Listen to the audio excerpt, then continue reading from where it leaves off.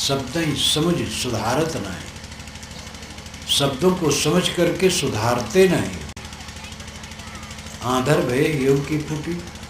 साहब तेज कहते, साहब का हृदय तेज था। वो जिधर कहते हैं तेज कहते हैं, खंडन तेज, मंडन तेज, विषय वासना की निवृत्ति के वचन तेज, कल्याण की स्थित स्वरूप स्थित की बात तेज, सब तेज। हृदय उनका तेज था, पारदर्शी। शब्द ही समझ सुधारत नाही, आंधर भय योग की फूटी। तुम अंधे हो और हृदय के भी फूटे। चार आंख साहब कहते हैं। ऊपर की दो गई, हियो की गई है राय। कहें कबीर जाकी चारों गई, ताको का हो पाए। ऊपर की आंखें फूट गई हैं, देखते हुए देखते नहीं हो, और हृदय के विवेक विचार नेत्र भी फूटे हैं। जिनकी चारों आंखें फूटे उसके लिए क्या उपाय है?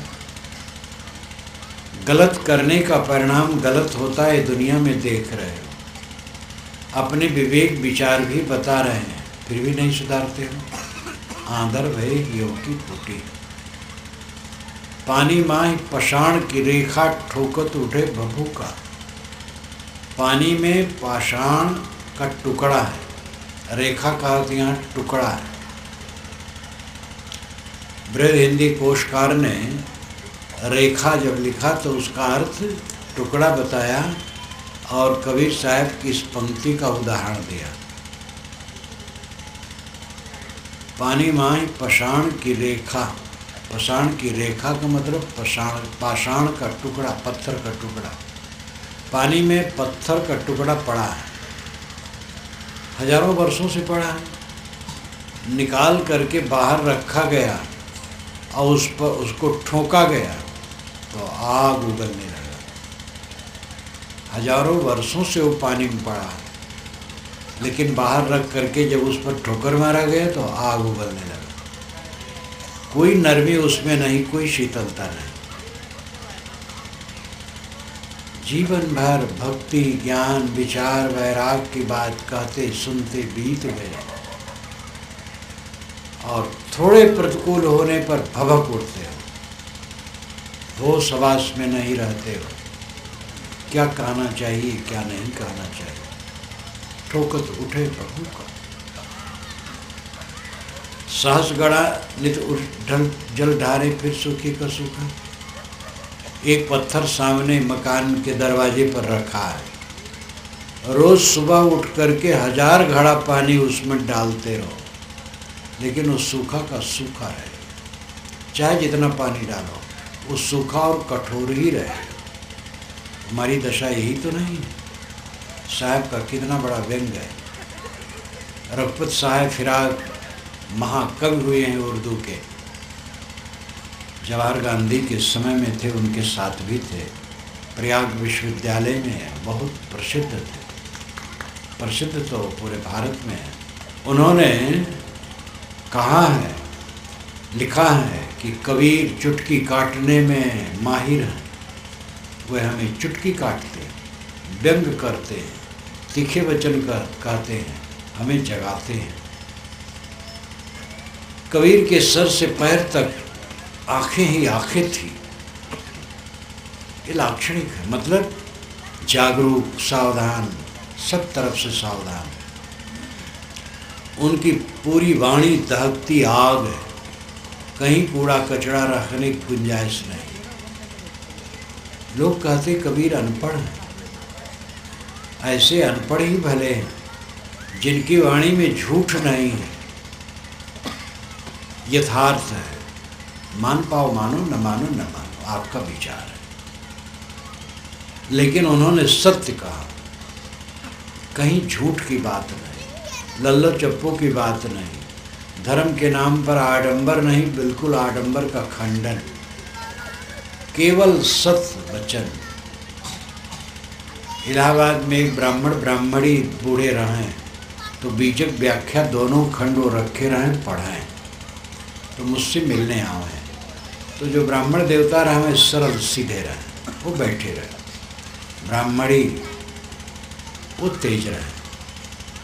कहे महाराज का महाराज, और महात्माओं की वाणी में 2 नंबर का माल है, लेकिन बाबा की वाणी में 2 नंबर का माल नहीं। कबीर साहब को बाबा कहती थी, महाराज बाबा की वाणी में 2 नंबर का माल नहीं है। वो बीजक व्याख्या खूब पढ़ती, उसका पति नहीं रहा। एक बार लड़का को लेके आई थी, अब नहीं आ रही है, शायद असमर्थ हो या न हो। वो कई बार उसने मुझसे कहा, जब आती थी तब कहती थी बाबा के माल में 2 नंबर का माल नहीं। याद आया तो आपसे कह दिया। उसके कहने से ऐसा नहीं है, आप और हम स्वयं पढ़ के देखें। सहस घड़ा निधुर जलधारे फिर से सूखे का सूखा। इतने दिन बीत गए, भगत हुए, साधु हुए, और जीवन में परिवर्तन अपेक्षित नहीं हुआ। जीवन की ऊंचाई है निरंतर दुख क्षीण होता जाए और सुख बढ़ता जाए। ये सुख मन का है, रुपया पैसा का नहीं। रुपया पैसा बढ़ जाता है, बढ़िया मकान बना लिए, बढ़िया गाड़ी खरीद लिए, और भोजन का स्तर कीमती कर लिए, कपड़े का स्तर कर लिए, तो ये बाहर से तो सुविधाएं कुछ हो जाती, कुछ चमचमाता है, लेकिन मन इससे सुखी नहीं होता है। मन सुखी होता है विकारों से मुक्त होने पर। जिसका मन विकार विहीन है वो सुखी होता है। जितना विकार घटता उतना सुख बढ़ता है, और जितना विकार बढ़ता है उतना दुख बढ़ता है। विकार काम, क्रोध, लोभ, मोह, द्वेष, ईर्ष्या, छल कपट, अहंकार, चिंता, उद्वेग, ये मनोविकार है। ये मनोविकार मनुष्य को जलाते हैं। ये मनोविकार जितने घटते हैं चित्त में शांति आती है। शांति परम सुख है। सुख प्राणी मात्र को प्रिय है। अन्य प्राणी तो समझ नहीं सकते हैं, मानव समझ सकता है। सुख सबको प्रिय है। शांति के बिना सुख नहीं। सच्चा सुख शांति है। उद्वेग शून्यता, हलचल रहित मन, ये परम सुख है। इस सुख को प्राप्त हो जाने पर फिर क्या पूछना है। न जीने की इच्छा, न मरने की इच्छा, न मिलने की इच्छा, न बिछुड़ने का भय। शरीर है जाए कोई परवाह नहीं। शरीर है ही नहीं, ये मेरा है ही नहीं। जो अंत में नहीं रहने वाला है, पहले से मानो नहीं है, उसकी सारी चिंताएं विदा हो जाती हैं। ये परम सुख है। श्वेत श्वेत सितंग भो सैन वाणु अधिकाई। बाल श्वेत होने लगे। जब मूंछ के बाल उजले होते हैं तो शौकीन लोग उसको नाई से उखड़वा देते हैं या खुद उखाड़ लेते हैं, और जब ज़्यादा श्वेत होते हैं तो कैंची से कटवा के निकलवा देते हैं। जब और सफ़ेद होते हैं तब दवाई लगाते हैं। लेकिन कितनों दवाई लगाओ, बाल नीचे से जो निकलेगा वो उजला रहेगा। कुछ शौकीन होते बराबर लगाते रहते हैं तो नहीं दिखाई देता है, और थोड़ा जो ढील हुए तो नीचे का बाल उजला, ऊपर का काला। तो न इधर का, न उधर का, न तित्तिर, न बटेर। क्या फ़ायदा है। बाल अगर उजले हों तो उजले रहने दो, और जवानी में उजले हों तो आपको दोहरा लाभ है। जवान है ही हैं और बाल उजले हैं तो बुजुर्गानी का लाभ है। जहाँ जाएंगे आदर पाएंगे। क्यों उसको काला करके।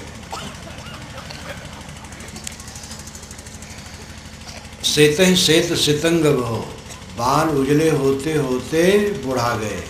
सितंग, अंग शीतल हो गए, ठंडे हो गए। आँख से दिखता कम है, कान से सुनाई कम देता है, दांत उखड़ गए, पैर डगमगाते हैं, दृढ़त्व विचारों में नहीं रहा, बातें भूल जाती हैं। सैन बाढ़ अधिकाई। अब तो बस सोना अच्छा लगता, पड़े नींद आवे चाहे न आवे। बूढ़े बाबा क्या करें, खाट में पड़े, और इतनी अवस्था में भी सुधार नहीं हो तो जीवन व्यर्थ गया। जागो, जल्दी सुधार करो। जो सन्निपात रोगियन मारे सो साधुन सिद्ध पाई। यहाँ साहब बुझौल कहते, पहेली में कहते, जो सन्निपात रोगियों को मारता है उस सन्निपात से साधु लोग सिद्धि पाते हैं। कफ पित्त वात ये 3 नाड़ियाँ हैं। वैद्य लोग इन्हीं नाड़ियों के आधार पर रोग का निदान करते हैं, कोई आला वाला नहीं लगाते। नाड़ी पकड़े और समझ गए। एक वैद्य को मैं बचपन में जानता था, कायस्थ थे, घर के संपन्न थे। गांव के पास बड़ा गांव था, उसमें एक बड़े लाला थे कायस्थ। उनके दरवाजे पर वो सदैव बैठे रहते थे। अपने घर खाते थे और कपड़ा पड़ा पहनकर एक डंडा ले ले चल दे, उनके दरवाजे पर दिन भर बैठे रहे। वहीं लोग आवें तो देख लें, दवाई भी दे दें।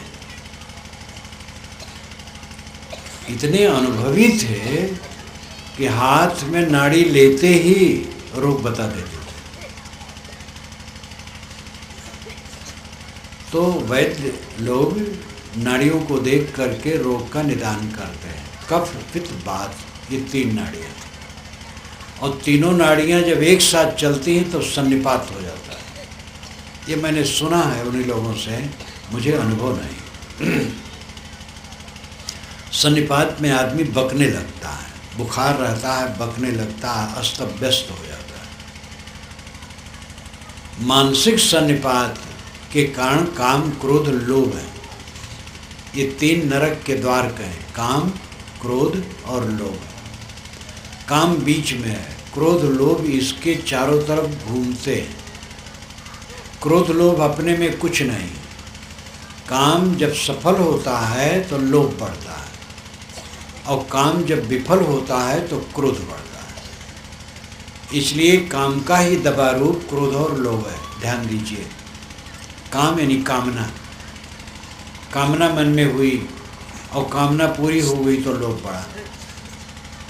मन में कामना है कि 10 लाख रुपए मिले, और 10 लाख मिल गए तब और लोभ बढ़ता 20 लाख। इस प्रकार लोभ बढ़ते जाता है। और अगर कामना में ठेस लगी तो क्रोध भभक जाता है। किसी प्रकार कामना, हम अपने बच्चे को कहे कुछ करने को, नहीं किया, क्रोधी हो गए, भभक पड़े। नहीं किया तो मन मार लो, वो अवज्ञा कर दिया, वही फिर आज्ञा मानेगा। अवज्ञा हो जाती है, उसको लेकर के तूल नहीं बांधना चाहिए। तो काम जब सफल होता है तब लोभ बढ़ता है, और काम जब विफल होता है तब क्रोध बढ़ता है। काम जिसका शमित है, कामनाओं को जो वश में रखता है, तो न क्रोध उठने के चांस है न लोभ उठने के चांस है। कामना जड़ है, कामना पर संयम हो जाने पर क्रोध लोभ नहीं होते। काम क्रोध लोभ ये तीनों जिसमें प्रबल होते हैं वो सन्निपात ग्रस्त होता है। मानसिक सन्निपात, दैहिक सन्निपात तो अलग है। मानसिक सन्निपात, चित्त एकदम अव्यवस्थित, और इसलिए वाणी भी अव्यवस्थित, जीवन अव्यवस्थित। लेकिन साधुजन इनको बदल देते हैं, इनके मार्ग को ही बदल देते हैं। काम को भक्ति में लगा देते हैं, क्रोध को वैराग्य में, लोभ को ज्ञान में। काम दैहिक आकर्षण है। स्त्री के मन में पुरुष के देह के प्रति आकर्षण, और पुरुष के मन में स्त्री के देह के प्रति आकर्षण, ये काम है। विवेकवान अपना आकर्षण उपासना में लगा देते हैं, भक्ति में लगा देते हैं, इष्ट के प्रति अनुराग करते हैं। गुरु, संत, भगवान, जहाँ जो माना, देवता, उसमें लगा दिया। तो वासना जो उसकी थी भक्ति में बदल गई, और इस प्रकार भक्ति में बदल करके जब ज्ञान उदय हुआ तो आत्मा में उसका अनुराग लग जाता है। पहले परोक्ष रूप में उपासना होती, फिर अपरोक्ष में। परोक्ष की उपासना हर जगह मान्य है, ईश्वर देवता इत्यादि कल्पित हैं, लेकिन उससे भी कुछ मानसिक संतोष होता है। गुरु संत सामने है, प्रत्यक्ष है, उनमें उपासना होने से यथार्थ बोध होता है और संरक्षण मिलता है। तो ये भी परोक्षी उपासना, अलग की ही उपासना है। तो काम को वह भक्ति में लगा दे। काम एक आकर्षण है, तो अपना आकर्षण वह उपासना में लगा देते हैं। काम विकार पैदा करता और उपासना निर्मलता पैदा करती है। क्रोध आदमी मनुष्य पर करता है, जानवर पर भी थोड़ा करता है, ज़्यादा मनुष्य पर करता है। विवेकवान क्रोध अपने दुर्गुणों पर करते हैं, अपने दोषों पर करते हैं, विषय वासनाओं पर करते हैं। उनको विषय मात्र से वितृष्णा हो जाती है, सबसे घृणा, सब दुख में डालने वाले हैं। जहाँ जहाँ हम आकर्षित होते हैं वहीं वहीं पतित होते हैं, और पतित होकर के हम व्यर्थ हो जाते हैं। स्वस्थ जीवन असली जीवन है। स्वस्थ का अर्थ है अपने आप में स्थित। स्व अस्थ, दो पद मिलकर के स्वस्थ शब्द बनता है। स्व और अस्थ। स्व नाम खुद, अस्थ नाम स्थित, खुद में स्थित, अपने आप में स्थित। जो विचलित ना हो वो स्वस्थ है। किसी स्त्री पुरुष को देख करके मोहे ना, किसी के मकान को, गाड़ी को, घोड़ा को, बाल बच्चे को, धन दौलत को, मान बढ़ाई को, पद प्रतिष्ठा को देख करके मोहे ना, वो स्वस्थ है। बादशाह कौन है? जो कहीं नहीं ललचाता है, महासम्राट है। किसी का सम्मान हो रहा है, मन में होता ऐसे सम्मान मेरा होता तो मैं दरिद्र हो गया। सम्मान से क्या मिलता है? सम्मान तो सम्मान करने वालों की रुचि है, उसमें हमारा क्या लाभ है? मनुष्य बहता है रात दिन चारों तरफ, लालच लालच लालच लालच, और जितना लालच करता है उतना दरिद्र। लालच छोड़ दे, बस संपन्न, जो मिले उसमें संतुष्ट, प्राप्त में संतुष्ट, बस बादशाह। परिश्रम करो और जो मिले उसमें संतुष्ट रहो, ये जीवन की सफलता है। और जो मिले उसमें हरदम तृष्णा, कमी कमी कमी कमी मानने वालों को कभी भी सुख नहीं मिलता, महादरिद्र है। धन से किसी को तृप्ति नहीं होती, संतोष से ही तृप्ति होती है। लोग कहते संतोष कर लेंगे तो विकास रुक जाएगा, तो सब तो असंतुष्ट है, कितना विकसित हो गए। और विकास किसे कहते हैं? सर्वथा विकास होता है, विकास के बाद ह्रास होता है, घटता है। एक छोटा शिशु 1.5 फीट का विकसित होते होते क्या हजारों लाखों फीट का हो जाता है? वो 5-6 फीट हो करके फिर गलने लगता है, बूढ़ा हो जाता है, और फिर नहीं रह जाता है। दुनिया में केवल विकास नहीं होता, ह्रास भी होता है। शुद्ध शब्द है परिवर्तन, सर्वत्र परिवर्तन है। विकास शब्द अपने में पूर्ण नहीं है, परिवर्तन पूर्ण है, निरंतर परिवर्तन है। सारा विकास किस काम का? बहुत पैसा हो जाए, बहुत ऊंचा पद हो जाए, बहुत अनुगामी मिल जाए, मन में शांति संतोष नहीं है तो क्या विकास है? माटी गोबर का विकास हो गया, दुनिया का कूड़ा कबाड़। एक सेठ मुझसे मिलने आए तो हमारे भक्त ने परिचय दिया कि साहब ये बड़े सेठ हैं। तो मैंने कहा हाँ ये बड़े कबाड़ी होंगे। तो वे मुझे घूर के ताकने लगे। तो मैंने कहा मैं सच कहता हूँ, आपका मकान बड़ा होगा, लोहा सीमेंट ईंट पत्थर का कबाड़ ज़्यादा होगा। आपके मकान में बर्तन का कबाड़, कपड़े का कबाड़, नोटों का कबाड़, फर्नीचर का कबाड़ ज़्यादा होगा। कुल मिला करके आप बड़े कबाड़ी होंगे। तो वो सरल हो गए, बात समझ गए। कहने महाराज बिल्कुल आप ठीक कहते हैं। धनी का मतलब क्या है? बड़ा कबाड़ी। असली धनी वह है जिसके पास संतोष धन है, राम धन है, ज्ञान धन है, पवित्रता का धन है। वो असली धनी है, वही संतुष्ट होगा, सुखी होगा। और ये दुनिया की चीज़ों का धनी एक बड़ा कबाड़ी है और अपने को न संभाल करके और पापी बनता है। जो अपने को संभालता नहीं है, चाहे धन बढ़े तो नरक करता है, विद्या बढ़े तो नरक करती, पूज्यता बढ़े तो नरक करती। बड़े बड़े स्वामी महात्मा पूज्यता के अभिमान में पढ़ करके इतने कठोर हो जाते हैं कि वो ज्ञानवान भूल जाता है, सब कहने भर कर आता है। महाअहंकारी जलते रहते हैं, अपने अनुगामियों पर हरदम भुनभुनाते रहते हैं। ये लोग योग्य नहीं, मूर्ख हैं, हमारी इज्जत नहीं समझते हैं।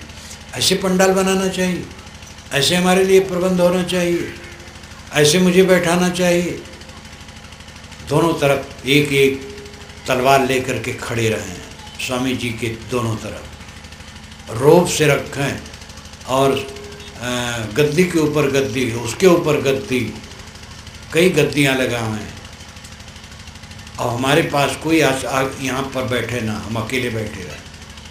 एक स्वामी जी तो कहे एक बड़ा तख्ता लगाओ, 2 तख्ते लगाओ, उसके ऊपर एक तख्ता, उसके ऊपर छोटा तख्ता, उस पर मैं बैठूँगा। इसका मतलब वहाँ कोई और बैठने न पाए, अकेले में बैठूँ।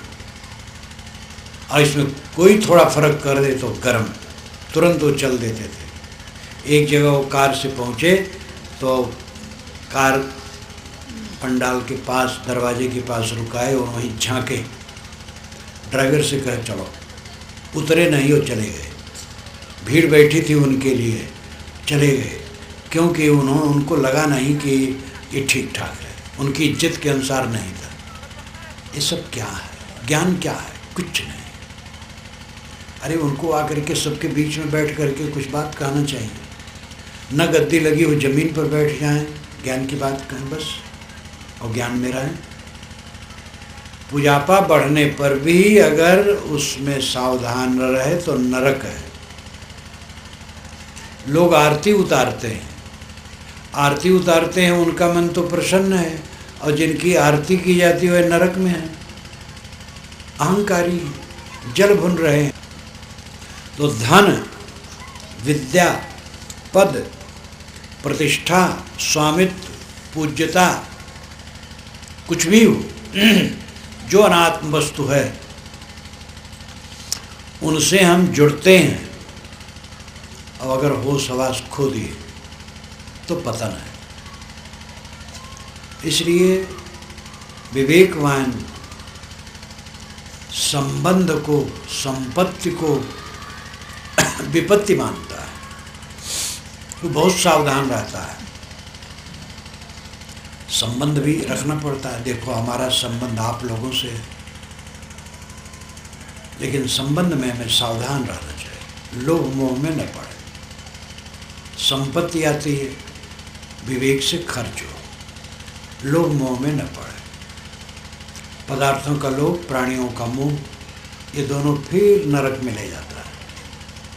लोग मनुष्यों पर क्रोध करते हैं, साधु अपने दोषों पर क्रोध करते हैं, वैराग्य से भर जाते हैं, सारे विषयों से वितृष्णा, घृणा। क्रोध है अपने दोषों पर, और लोभ है ज्ञान के लिए। वस्तुओं का लोभ साधु का मिट जाता है, वस्तुओं का केवल उपयोग करते हैं, लोभ नहीं। ज्ञान का लोभ करते हैं, वो चारों तरफ से ज्ञान अर्जित करते हैं।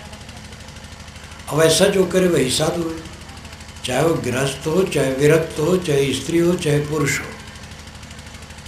जो काम को भक्ति में बदल दिया, क्रोध को वैराग्य में और लोभ को ज्ञान में, वही साधु है। और वही सच्चा सुखी है। जो सन्निपात रोगियन मारे सो साधुन सिद्ध पाई। जिस काम क्रोध और लोभ के सन्निपात ने मनुष्य को पतित किया है, उसी काम क्रोध लोभ को साधुजन भक्ति वैराग और ज्ञान में बदलकर सिद्धि प्राप्त करते हैं। सिद्ध का मतलब परिपक्वता। सिद्ध का अर्थ लोग मानते हैं उड़े आकाश में।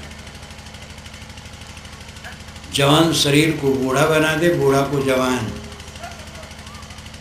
जो मन में चाहे, जो करना चाहे वही कर दे, वो सिद्ध बाबा है।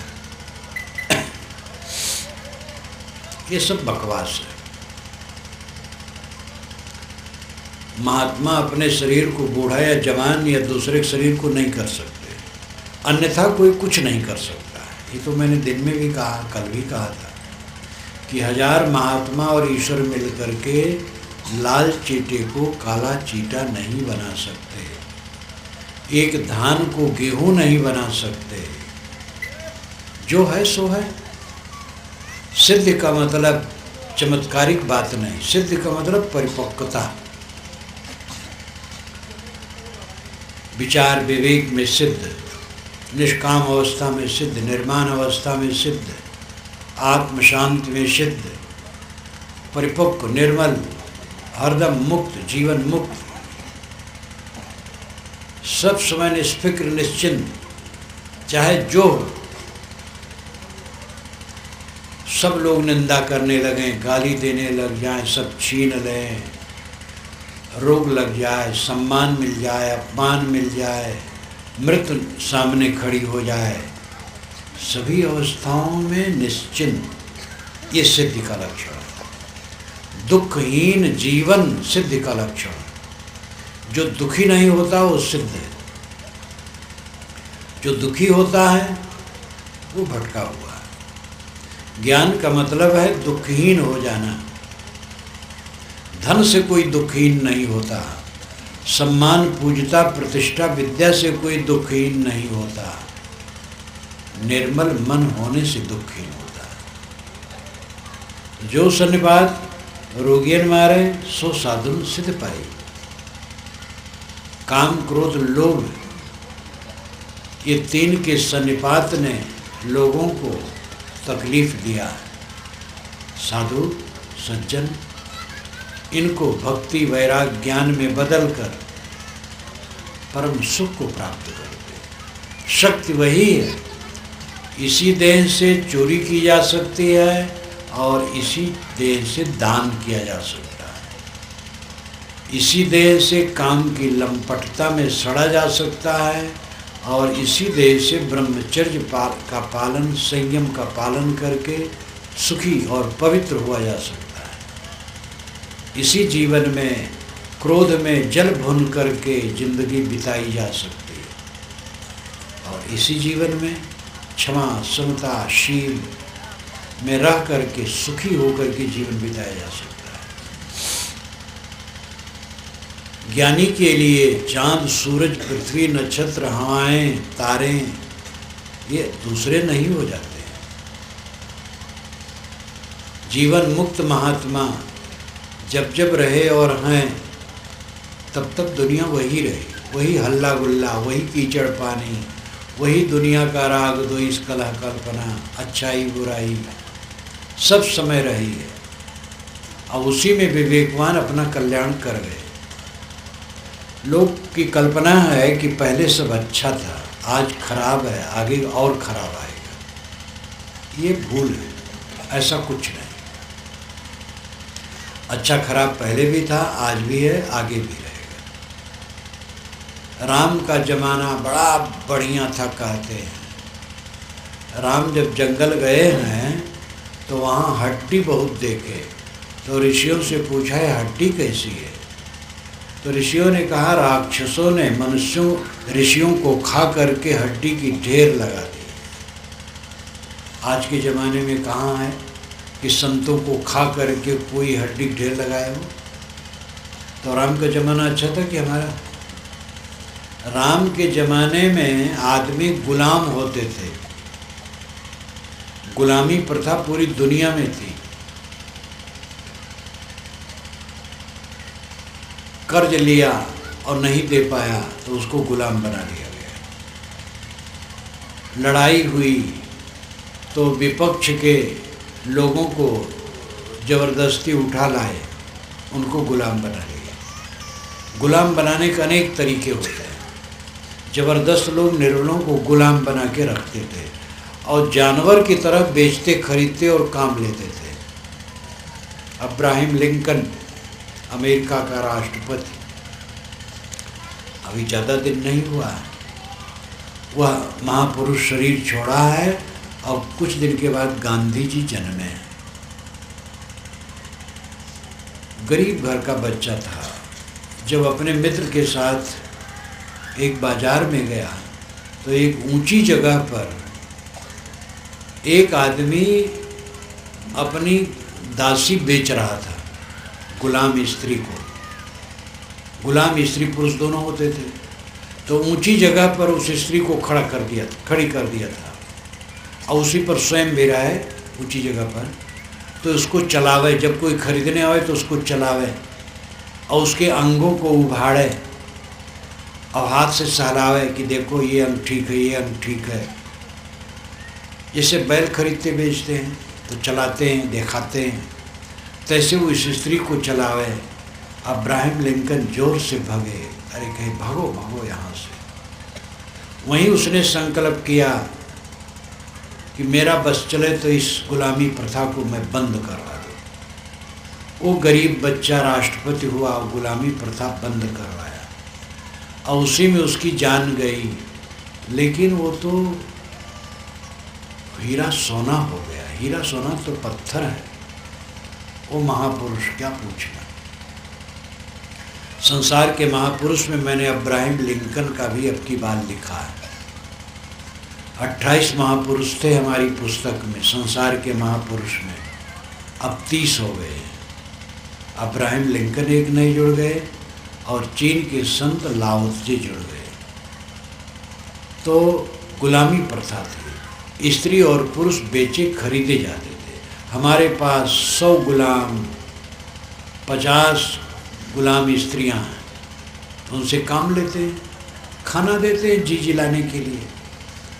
तिरस्कार पूर्वक जानवर की तरह उनको रखते हैं और ज़रूरत पड़ी पैसे की तो 2-4 गुलाम बेच लाए।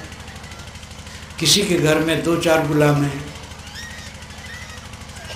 ये गुलामी प्रथा थी और इसी में पुराणों में लिखा है कि राजा ने, राम ने इतनी दास दासियों का दान किया। गुरु वशिष्ठ को इतने दास और दासियां दी गई। तो दास दासी कहीं मशीन में बनते थे, आदमी होते थे। जानवर की तरह आदमी बेचा खरीदा जाता था राम के युग में। वो युग अच्छा था कि आपका युग अच्छा है।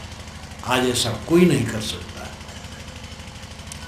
पहले का युग, आज का युग, सब युग अपने अपने ढंग से अच्छा बुरा होता है। कोई बुराई तब ज़्यादा थी, कोई बुराई आज ज़्यादा है। कुल मिलाकर के हम अपने को पूरा अच्छा बना सकते हैं। जो लोग अपने को पूरा अच्छा बनाए हैं उनके ज़माने में भी बुराइयां रही हैं। नदी चलती है तो एक तरफ काटती है, एक तरफ पाटती है। ऐसे संस्कृत सभ्यताएं ऐसे ही हैं, बनी बिगड़ी चलती रहती है। अपने को हम पूरा सुधार सकते हैं।